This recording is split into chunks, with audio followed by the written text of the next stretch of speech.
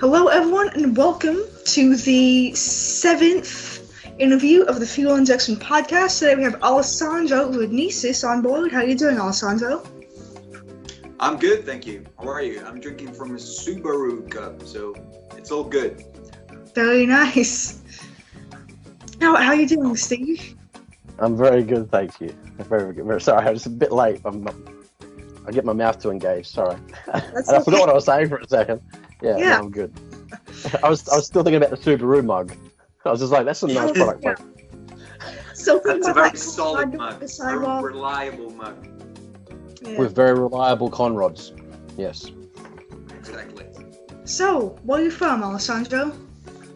I'm from Italy, born and bred, as they say, and yeah, I have this problem. I have this thing. I have to live with it. You know, I was born in Italy and can't escape it. So. I mean, I think that's true of most people. They're born wherever they're born and they can't really escape it, you know? Yeah. So you have the unfortunate experience of being born with passion in your blood. Yeah. Yes, Must be horrible. It's part of my DNA. It's also a great excuse to do a lot of things that you shouldn't be doing. Like, for example, you can get away with a lot of things. You can. Just say, well, I'm Italian. Like, for example, you can wear cosmetically challenged combinations of colors, for example, or outfits. But you can just say, yeah, but you know, I'm Italian. Oh, that's fine then. It's you okay. do you. You can do Converse chucks with a suit.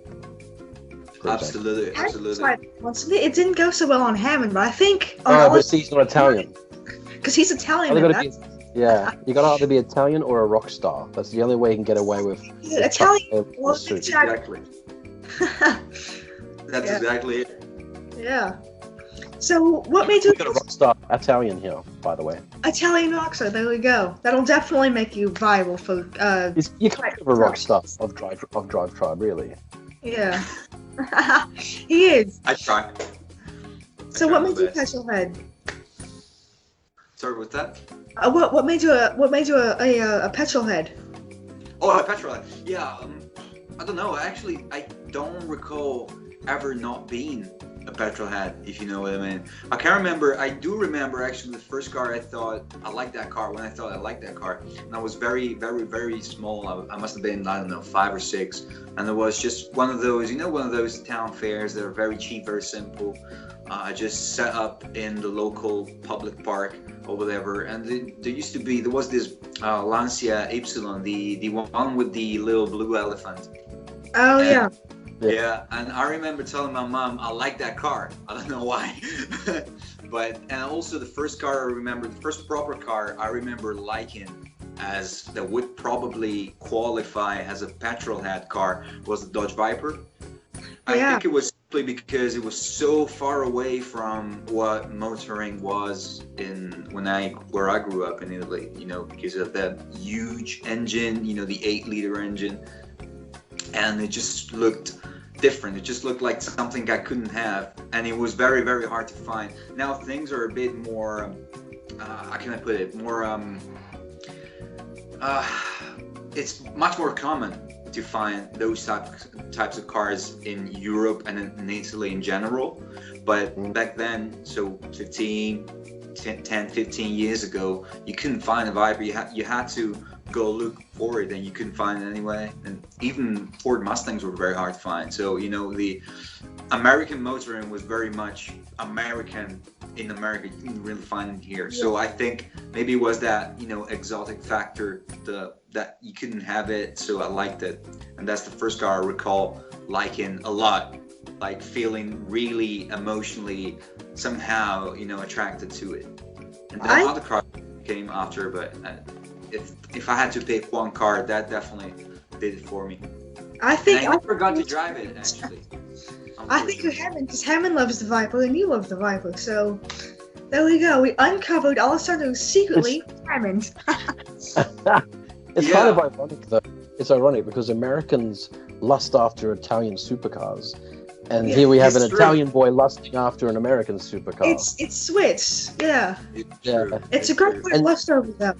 And the thing is, not many people were doing a V10 either. I mean, Audi, well, they weren't even doing the V10 at that point, were they?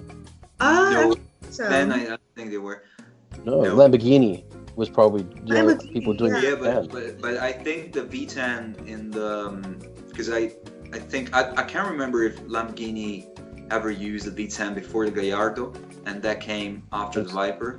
But I might be mistaken. But the V10 has never been very common. You know, they've always usually used V8s and V12s, and the V10 is a bit more. It's an unusual choice. Yeah. I don't know why. It's kind of like a Formula One engine for the road. It gives that sound. Like an Italian V10 is almost half the displacement of an American, like a Dodge Viper is like an 8-liter. You know, so you get this. The European V10s kind of scream.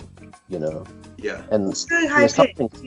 Yeah, there's something really visceral about it. Like the Viper feels like you're being assaulted by a brutish animal, whereas like a European V10, it's like a kind of like a cannibal seducing you before he eats you. Yeah, it's a bit more refined. It's a bit more. Steve. Cannibal seducing you. So European V10s are like Hannibal Lecter, and American V10s are like. American V10s are like a brutish animal. There we go. Can we just expand on that? So you haven't yet driven a V10 Viper? Nope, I haven't. Wow. You've driven so many nice cars. And I guess maybe it's a case of never meet your heroes, because I've never driven a Viper. I've always wanted to.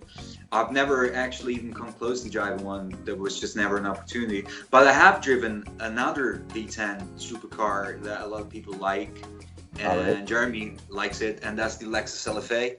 Oh yeah. Oh, the LFA. Yeah. That's the best car I've ever driven. The sound was just insane. That is special. It's a sexy car, and I'm not much of a Lexus fan, but I will admit the LFA is a beautiful piece of machinery. Yeah, but you could hardly call it. It's not a Lexus. It's just, I don't know what they were thinking when they created it. It's just they've never done anything like that before the LFA. And they've never done anything after the LFA. Yeah. And at some point they used the Lexus brand to do that, and I'm very glad they did. And I don't know why they did it, but it's just amazing. Everything about it is just insane. I love it. I know I'm not the only one. Yeah, well, it's things like that drive industry. You know, it shows people like, okay, well, this is what we can do. Why don't we take some of these things and put them into our, up and coming vehicles, and it raises the bar for other manufacturers also. So I think that's a good thing.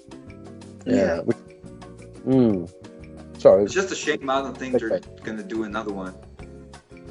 Yeah, they have never done anything after the LFA, and honestly, when the LFA came out, it was a benchmark, especially for Lexus, because they had never done that.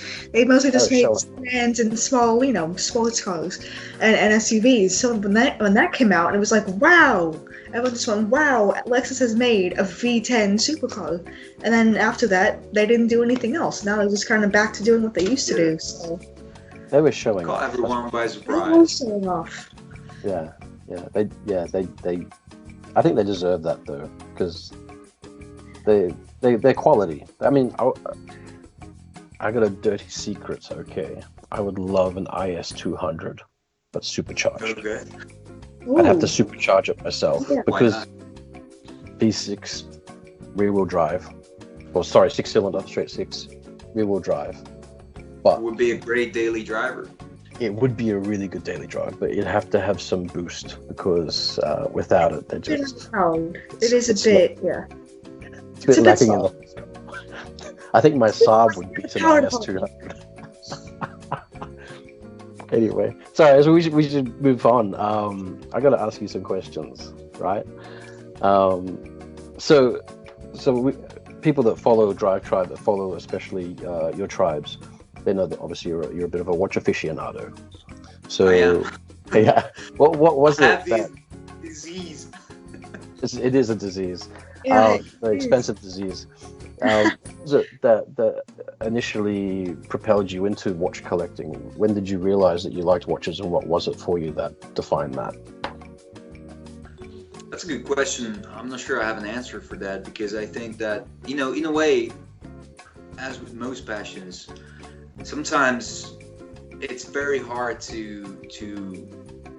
you try to rationalize why you like them, but in truth you don't really know why, you just do, you know. It's like with cars, you know, why do we love cars? Of course you can start with the looks, sound, acceleration, technology, you know, we have different reasons, but at the end of the day it's just something that you feel passionate about. And it's the same with watches, I guess. For one thing, I've always worn a watch. Even when I was a kid, I remember my mom giving me, you know, those very colorful swatches that were very popular in, I would say, mid-90s.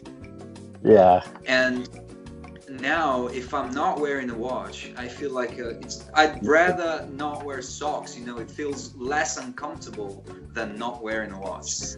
It's just something. It's weird. I think it's weird because I know that a lot of people say that we've got, of course, smartphones in our pockets, which is we do, which is true. And a smartphone is by far more accurate than pretty much any watch, of course, but it's just a different feeling. It's just something.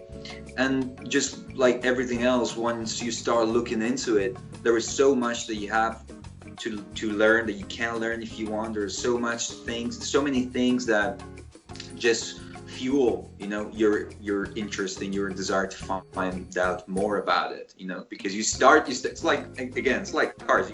You start with the car, and then you start looking into the history of the car, and you find so many facets, so many things that you didn't know, so many aspects that make it even more interesting and more intriguing and more sort of worthwhile.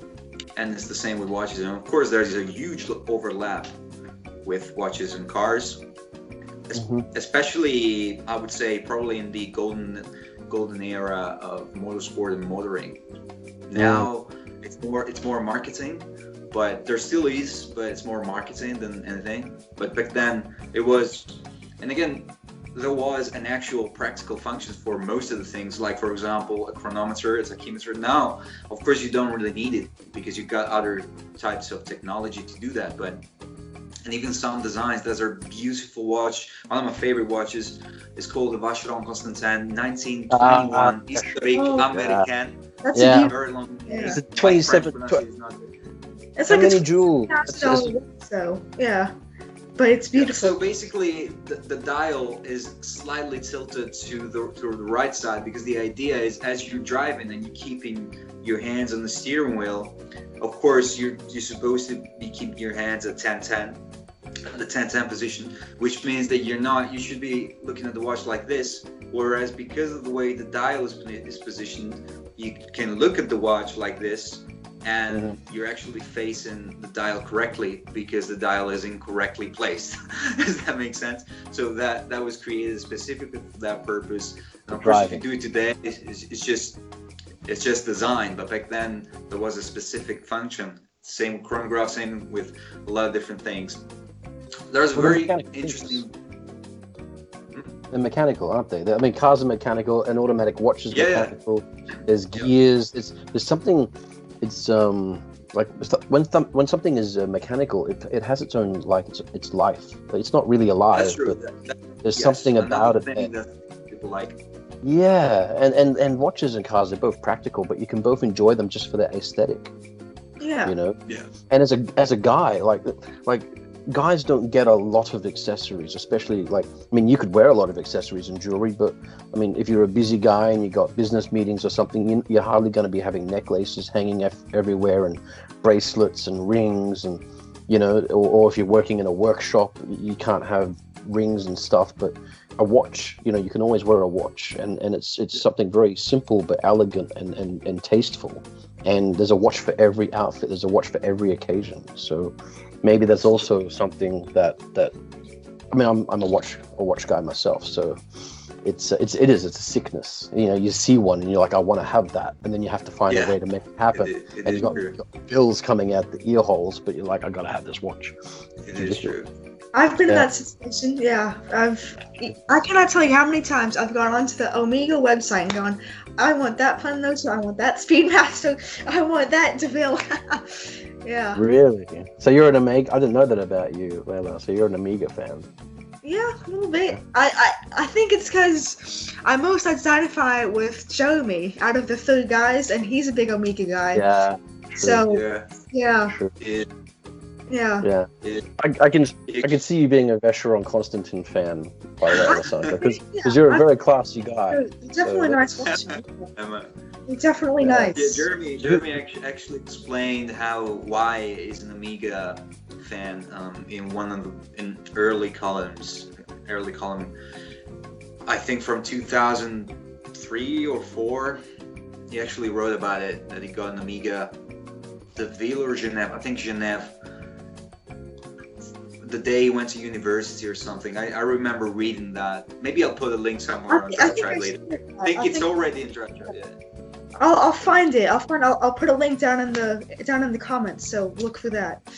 Yeah. Yes, definitely. Also, there's a very interesting video that I'd like a lot of people to watch. It's on YouTube because it gives you an idea of the connection that you can find between cars and watches, and why the connection can be important, and how it can be visceral. There's this video of Mario Andretti, former F1 driver, and actually former driver over a lot of different, he's won races in just about every category he's competed in, and he's competed in a lot of categories. And so there's this video. Isn't he really? Yeah. Andretti is people like Senna and Schumacher. Yeah. He's got that cult following. People just love him. And in this video, he showcases his collection of watches, but what makes it interesting is that he basically didn't buy any of those watches. He won all those watches because back then, you still get given a watch if you win certain races, but back then it was just customary. So you won a race, you got given a Tag Heuer watch because Tag Heuer was sponsoring the race, or a Rolex because Rolex was sponsoring the race. For example, both the Daytona Rolex and the Tag Heuer Carrera were actually named after 2 famous races. Of course, the Daytona is named exactly after the Daytona. So he's got this long, huge, amazing collection of watches, and they're all very interesting and they're all very tasteful. Because, of course, that's watch the Monaco, the Tag Monaco. Monaco is my favorite watch by far. Beautiful. Yeah. I'm a huge fan of the Chopard Mille Miglia. Again, that's another interesting combination. That's my dream watch.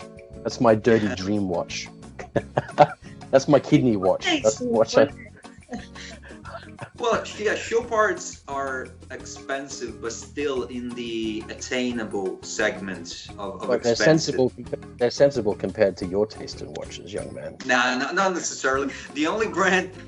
Not necessarily. And Mr. Last time Coleman gives me a lot of for that. But the only brand that I like that's beyond anyone's reach is Richard Mille. But that's the only one. All the other brands I like are not cheap, but attainable. You know, I like Seiko a lot, of course. I like Tag Heuer, and most Tag Heuer are again expensive but attainable. I like Omega. I like Casio. I like G-Shock. I think G-Shock. Oh, we know. If you want to get a watch that does anything and everything, get a G-Shock. Yeah, that actually leads me on to the next question. So, what I want to ask you is, if someone was to take some advice from you about, like, someone wanted to get into watches, they didn't have a lot of money, so they wanted to start with a budget contract. When I say budget, I mean, like, you know, you've just finished high school and you've saved up maybe a few $100s pocket money. What can someone buy that's a nice timepiece that's not a G-Shock? What would you recommend? First thing I'd recommend is to try and understand what you really like, because it's very hard not to be influenced by what other people directly or indirectly that tell you should like. So that's very important, because you have to factor in a lot of different, you have to listen to everyone. You have to factor in a lot of different factors, apologies for the pun, to make the decision. But at the end of the day, it's your watch, and it's important that you like it. And what other people say shouldn't really matter. I mean, it should matter to an extent, but at the end of the day, it's your decision. So once you've understood this, it's probably a good idea to try and understand what you really like. Because sometimes with watches, especially with watches, because they can be a lot cheaper than cars. So it's very hard to have that, you know, it's very easy, sorry, what I meant to say is very easy to go with your immediate instinct, and that you want to look for that instant satisfaction of getting the watch, but then you wear it for like 2-3 days and you realize it's not really your thing, it doesn't really work for you. So it's important there are a few brands that you can never go wrong with, in my opinion, like for example Citizen, Seiko, Casio, Timex also. All those brands, they are very affordable mostly, and it's hard to go wrong with them. But beyond that, you're gonna drop a Seiko in there. Yeah, Seiko. The problem with Seiko is that prices are going up like crazy. It's like for the longest time they were affordable. They're still affordable, but they were very cheap. And one day maybe Seiko woke up and realized they had enjoyed free marketing for so many years, because everyone on YouTube, everyone on watch blogs and forums, they're just banging on about Seiko being awesome. And maybe one day they thought, hey, we're awesome, so let's jack up the prices a little bit.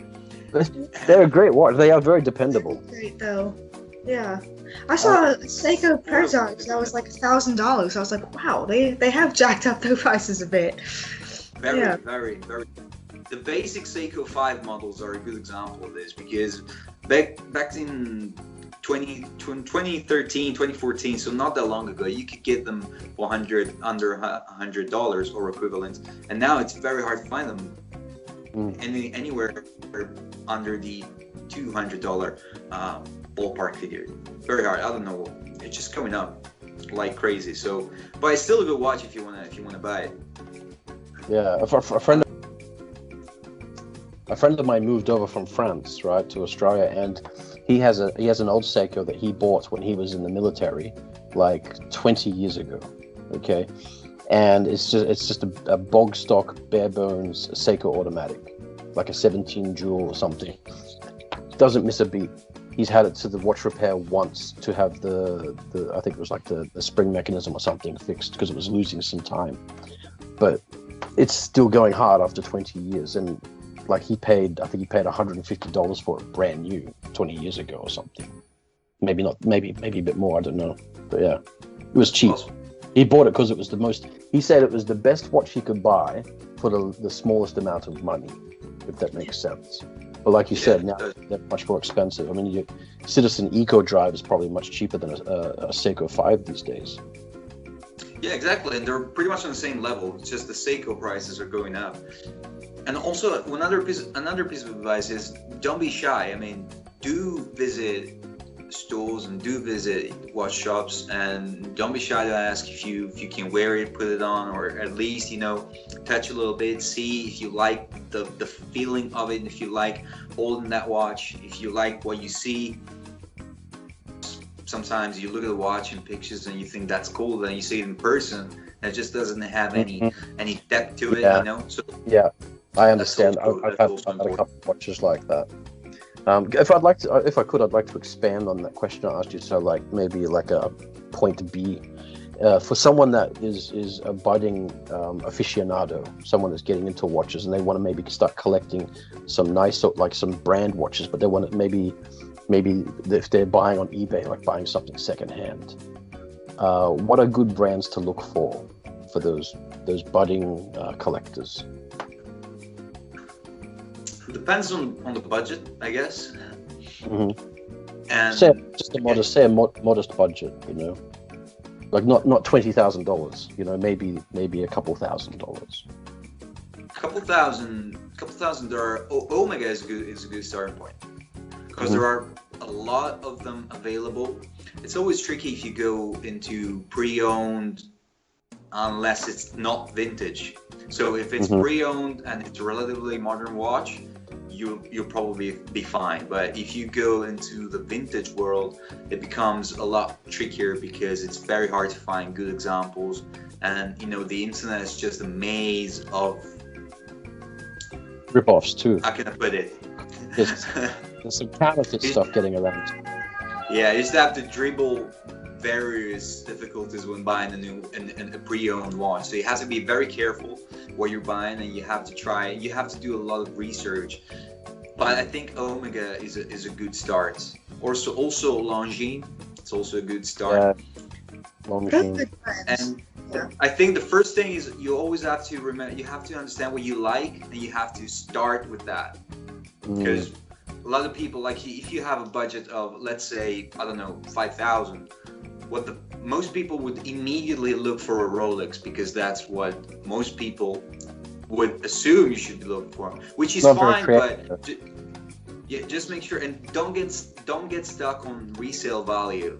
That's another bug that's sort of poisoning the market, because of course it's important. It's preferable that your watch doesn't lose much in terms of value when you own it, but you know, it doesn't have to be a deciding fact. Doesn't have to be the deal breaker. It's great if it has some resale value, but at the end of the day, you're buying it unless you own a watch, unless you want to turn this into a business. It's just a watch that you buy to own it, to keep it for yourself, or maybe you want to pass it on to your kids if you have any kids, or to friends, or whatever you want to do with it. So resale value is important, but don't get stuck on it, because I know that, and it's very easy to do that. It's something that sort of comes naturally. Sometimes I find myself looking at watches I don't like, just because I think that maybe one day, and then I have to stop myself and just ask myself, what are you doing? You don't like this watch. Close the internet tab, look at something else. That is a good point. I mean, it is funny though, because watches, and going back to what you said about watches and vehicles, watches and cars, like for example, if I bought like a 1976 Toyota and I kept it factory, that thing's worth like 5 times as much money, right? 30 years later, because it becomes collectible. And it's the same thing with watches. Like, people that drop a few $1,000s on like a Fortis Flieger or something, and then 20 years later it's worth 3 times the value, to a collector. So depending obviously on the model number and stuff, but watches can do that. Like, I mean, I've seen Vacheron Constantin watches go for like $80,000. Like the price of the exotic vehicle. It's crazy. And it's changing the market, and it's changing the way people collect watches, because it's just very enticing, and it's out there. You just see it so obvious. You look at again, Richard Mille, but also Rolex. You buy a watch. If you go out tomorrow and you buy a Richard Mille, which you can, because they won't sell it. Even if you have the money, they won't sell it to you. But if you could do it, and you bought it, and you put it on sale on the internet the same day, 20-30% with a 20-30% increase on the retail price, you're gonna sell it like that. And so that's people crazy. Are enticed by that, and it's funny, because people who do this don't usually need the money. So I think it's just an ego thing. So they can say, hey, I bought a $20,000 watch, but hey, I'm so smart because this watch is now $25,000. Yeah, it is an ego thing. It's not like they need the money. So I don't know. It's a bit. I get it, but again, you have to be careful, because otherwise you're sort of diluting, the whole passion. It doesn't have to be. Money is important, but it doesn't have to be entirely. You don't have to dismiss the notion entirely, because money is a deciding factor, and it is important, but at the same time it is one of the factors, not the main factor. You know what I mean? So there's got to be a bit of sense. I mean, like, a watch is a wearable art piece, but it has to be there has to be a certain amount of prudence, like you said, it's got to be practical. There's no point dropping $10,000 on a watch that you're going to wear with your suit when you go to one wedding a year, So I agree with you completely. It's very true. But then again, there's always the personal experience and the personal perspective, because these are some things that I can say, but at the end of the day, if it's your money, you can do what you want. Just make sure you are aware of what you're doing and you're happy with what you're doing. But once you've established that, no one can tell you shouldn't buy that. It's your money. So it's great advice. It's really great advice. Yeah, and thank you so much for coming on and letting us. Yeah, absolutely, my pleasure. So I think that concludes the interview, and please like, comment, and subscribe, and do look down below for Alessandro's profile, Fuel Injection's profile, and that link to the column that Jeremy did on why he likes Omega. See you guys next time. See ya.